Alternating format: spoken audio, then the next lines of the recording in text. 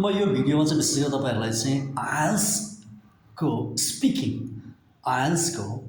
Speaking मोड्युल्सको तीनवटा पार्ट्सहरू part 1, part 2, part 3 को बारे चाहिँ अलिकति भन्न गइरहेको छु।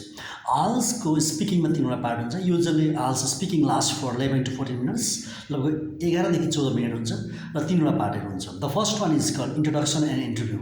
यसमा चाहिँ विशेष गरेर सामान्य क्वेसनहरू, तपाईँको व्यक्तिगत जीवन, how are you, what's your नेमबाट सुरु भएर your family, your study, your होइन आदि इत्यादि कुराहरू सामान्यभन्दा सामान्य क्वेसनहरू सोध्ने गरिन्छ, जुन चाहिँ 3 to 4 मिनट्सको हुन्छ, म्याक्सिमम् 5 मिनट्स।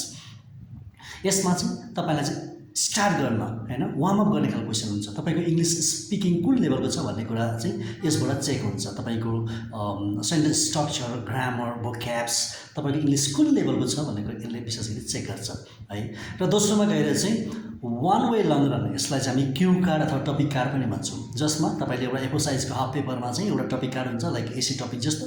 त्यसमा सब टपिकहरू चाहिँ 3टादेखि 4 सब टपिक हुन्छ र तपाईँले 1 मिनट प्रिपरेसन टाइम पाउनुहुन्छ। अनि त्यसपछि तपाईँले 2 मिनट कन्टिन्युसली बोल्नुपर्ने हुन्छ। यसलाई चाहिँ हामी वान वे लङ रन भन्छौँ। देयर इज नो इन्टरफेरेन्स है। तपाईँ 2 मिनट त्यो टपिकमा बोल्नुपर्ने हुन्छ। र थर्ड पार्टमा त्यही पार्ट 2 कै क्वेसन चाहिँ उसले इक्जामिनर प्रोक्टरले चाहिँ नोट डाउन गरेको हुन्छ र पार्ट 3 मा गएर तपाईँले त्यस सम्बन्धी अलिकति इनडेप्थ क्वेसनहरू अथवा लजिकल आन्सर दिने क्वेसनहरू किन कसरी भनेर चाहिँ एक्सप्लेनेसन टाइपको क्वेसनहरू सोध्ने गर्छ है। त्यसलाई चाहिँ हामी 2 वे लङ रन भन्छौँ। It usually last for 3 to 5 minutes second. यो पनि प्रायः 3 देखि 5 मिनटसम्म चाहिँ जान्छ। सो फर्स्टमा भनेको तपाईँलाई चाहिँ तपाईँको लेभल चेक गर्ने, सेकेन्डमा भनेको तपाईँ इन्डिपेन्डेन्टली बोल्न सक्नुहुन्छ कि सक्नुहुन्न कसैको सपोर्ट बिना, र थर्डमा भनेको तपाईँले आफ्नो कुरा कसैलाई कन्भिन्स गर्न, व्यक्त गर्न सक्नुहुन्छ कि सक्नुहुन्न चेक गर्ने थर्ड पार्ट हो है।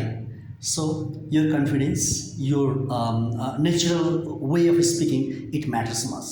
Thank you.